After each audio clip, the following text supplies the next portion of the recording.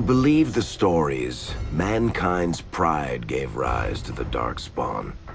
Countless in number and toxic to all life, Darkspawns search endlessly for an archdemon. When they find one, Darkspawn armies surge up from their corrupt barrows beneath the ground, and a blight begins. Grey Wardens are the only warriors capable of destroying an archdemon, and history always honors the one who sacrifices all to kill the beast. In the fifth blight, the Warden was the hero of Ferelden. Youngest child of Ferelden's powerful Terran Cousland. Betrayal saw the Cousland's ancestral castle burn, and the Terran and his wife slain. Duncan, a Grey Warden, helped the young noble escape to a new life with the Wardens. The allied Ferelden and Grey Warden forces met in Ostagar, where King Kaelin's armies and a host of Wardens gathered, ready to destroy the Darkspawn. But valor turned to despair as Loghain betrayed his king. Kaelin's forces were slaughtered, and the South was lost. The hero, now a full-fledged Grey Warden, survived with the aid of Flemeth, the mysterious Witch of the Wilds. Joined by Flemeth's daughter, Morrigan, and a Grey Warden named Alistair, the hero set out to build an army strong enough to abolish the Blight. With the traitorous Loghain now seated on Ferelden's throne, the Warden sought help from the influential Arl Eamon of Redcliffe. However, they arrived in Redcliffe to find the town under siege. As each night, undead rose in waves and assailed the battered village. With the hero's help, the people of Redcliffe stood fast against the undead horde.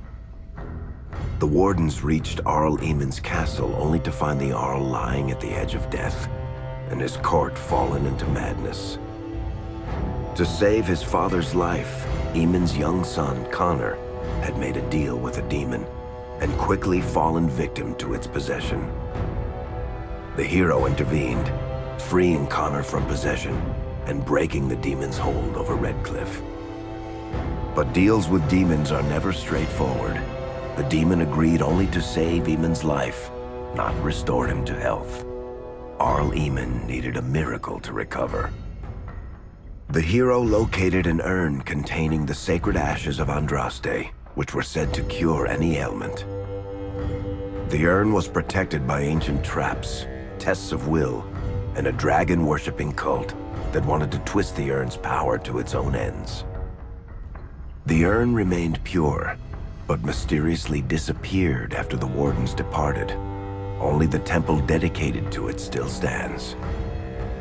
With a pinch of the ashes, the hero restored the Arl to health. Informed of Loghain's treachery, Eamon swore his political and military support. The circles of Magi are bound by oath to aid the Grey Wardens in times of blight. However, Lake Calenhad's tower could offer little help. One of its mages, Uldred, had become possessed by a pride demon and was twisting other circle mages into abominations. The hero fought to the top of the tower and defeated Uldred, saving the remaining mages. Grateful for their lives, the mages joined the Warden's army. The allies gained at the Circle were not the only soldiers to join the Warden's forces, however. Dalish elves don't usually make alliances, but even deep hatred can be set aside in the face of oblivion. An ancient curse was destroying Ferelden's largest Dalish clans, turning the elves into werewolves. Zathrian, the clan's keeper, claimed that the cure required the heart of the great wolf, Witherfang. Years before, Zathrain himself had afflicted a group of humans with the curse that now ravaged his clan. As long as he lived, the curse endured. Swayed by the pleas of the Lady of the Forest, the hero eliminated the Dalish and gained the werewolves as allies. Blights may happen hundreds of years apart, but the dwarves who live below the surface of Thedas fight Darkspawn every day. No one is better schooled in battling Darkspawn than the warriors of Orzammar, except perhaps their allies of old, the Grey Wardens. The hero arrived in Orzammar in the wake of King Endrin's death to find political factions fighting for control of the dwarven capital. Only the vote of a venerated paragon could break the deadlock to elect a ruler, and order the dwarves to honor their Grey Warden treaty and join the battle against the new blight.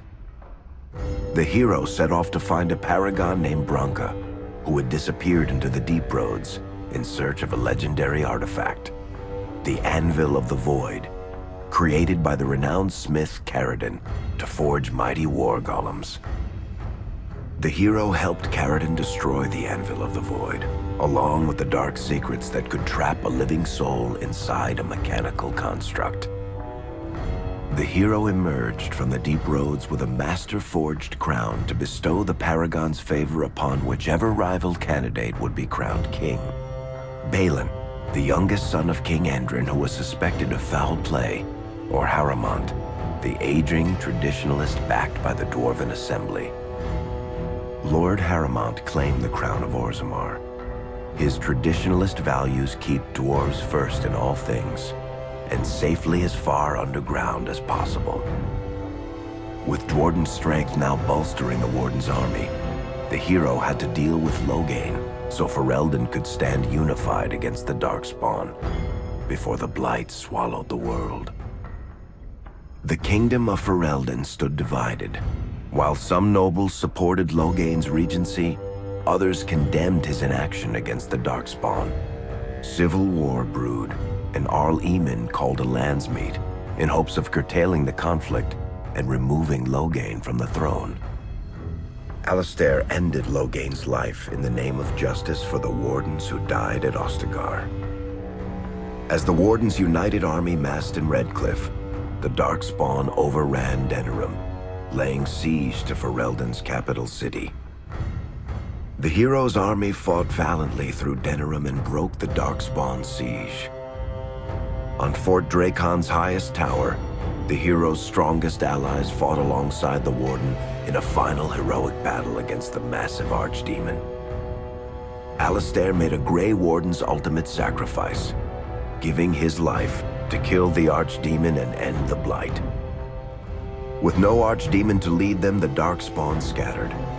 Most fled underground, still teeming in number and always seeking a new Archdemon to awaken. The shattered kingdom of Ferelden embarked on a long journey to recovery.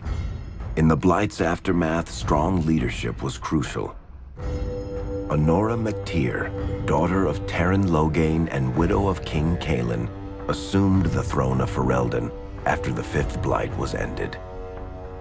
Ferelden still stands, as obstinate and resolute as the Dog Lords ever are, but the events of the Fifth Blight loom over it as the nation rebuilds. For people across Thedas, legends of the hero of Ferelden remain the nation's brightest beacons of hope during its darkest times. It all began in Kirkwall, the fall of Knight Commander Meredith, the Kunari Uprising, and of course, the Chantry's destruction and the onset of Mage Rebellion. One person always stood amidst the swirling chaos: Hawke, the champion of Kirkwall. The Hawke family fled Lothering, refugees from the Blight. Leandra, mother of the champion, and siblings Bethany and Carver, hoped to find refuge at her family's estate in Kirkwall, far to the north.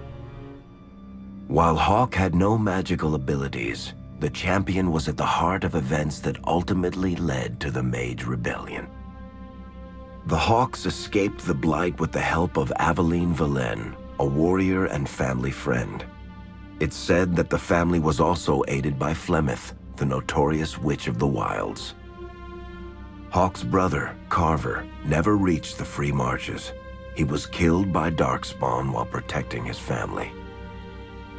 The family's first years in Kirkwall were difficult. Leandra's brother Gamlin had lost the family fortune. The Hawks lived in poverty, forced to indenture themselves in return for entrance to the city. To pay off the debt, Hawke was forced to work for a gang of smugglers. All the while, Hawke and Bethany did their best to hide Bethany's magic from the Templars. Opportunity eventually struck in the form of a dwarf named Bartrand Tethras. who was planning an expedition to the Deep Roads. It was a long shot, but with gold gained from the expedition, Hawk could free the family from its criminal creditors and further Templar scrutiny. Hawk met a rogue Grey Warden named Anders, who possessed detailed maps of the Deep Roads. These maps were crucial to the expedition's success. Once Hawk obtained them, everything else fell quickly into place. Bethany joined Hawk on the expedition. The siblings found ancient dwarven treasure and a statuette formed from a strange red lyrium. Bethany fell victim to the blight that suffuses the Deep Roads, but Anders led her to a group of Grey Wardens who were able to save her life. The gold Hawk recovered from the Deep Roads brought back Leandra's stately childhood home in Hightown. The Hawks had barely settled into their new home when Leandra was murdered, a deeply sinister and twisted killing. Hawk hunted down Quentin, the blood mage responsible, but could not prevent Leandra's death. Leandra's tragic death was part of a critical problem facing Kirkwall: rising tension between the city's mages, who felt increasingly oppressed, and Templars, who grew increasingly suspicious of their activities. Adding to the strain, a large contingent of Kunari had also established themselves in Kirkwall, much to the growing discomfort of the city's rulers.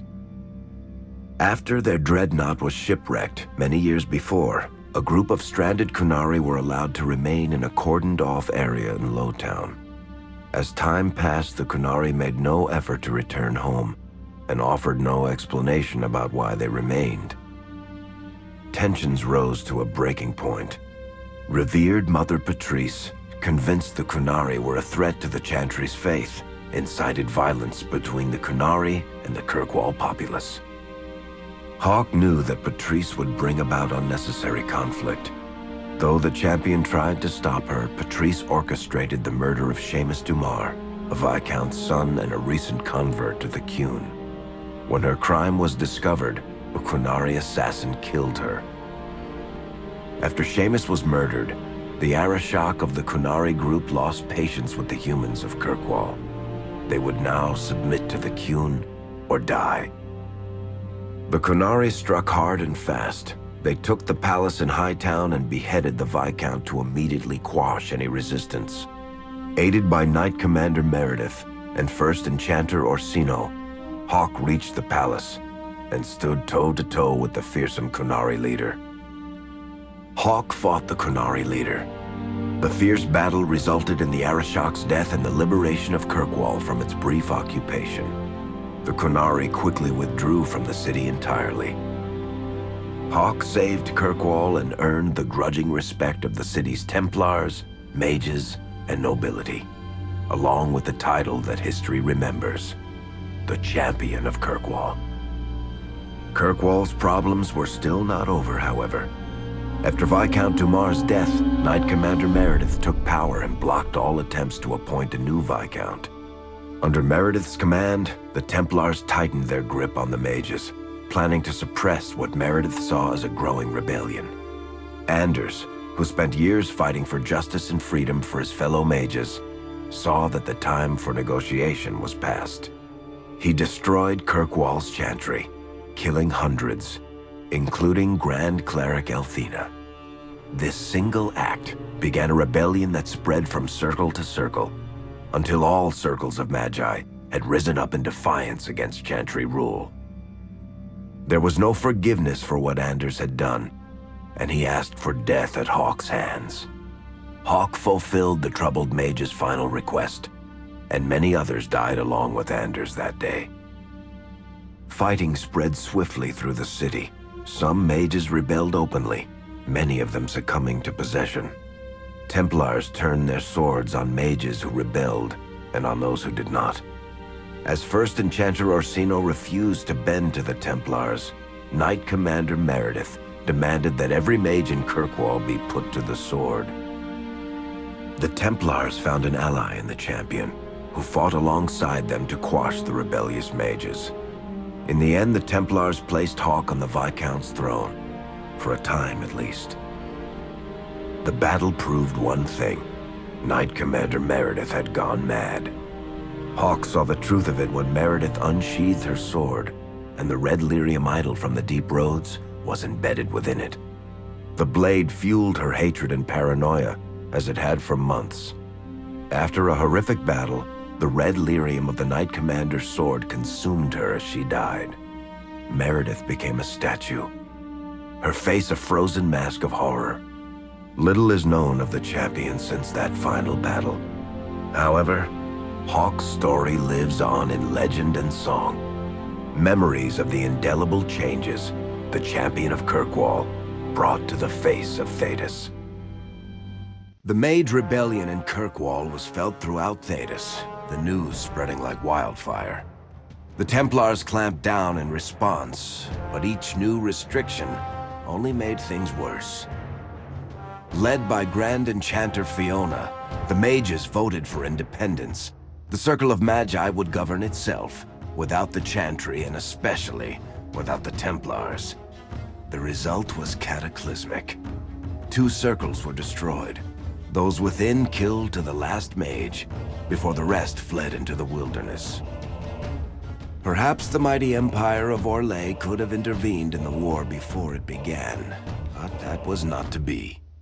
Grand Duke Espard began a deadly civil war against Empress Celine, vying for the Orlesian throne. The mages were offered safe haven in neighboring Ferelden, but the Templars followed, and so their battle spread across all of Thedas. As head of the Chantry, Divine Justinia ordered the Templars to stand down. They refused, declaring their own independence. Thus, the war began in earnest. Templars hunting mages, mages fighting Templars. Their clashes wreaked untold destruction, and all sense of order was falling to pieces. Divine Justinia made one final desperate bid to end the war. She approached the leaders of both sides and convinced them to come to a conclave held on neutral ground. With the Chantry to mediate, mages and Templars will talk for the first time since this all began. It is our last, and perhaps our only, chance for peace.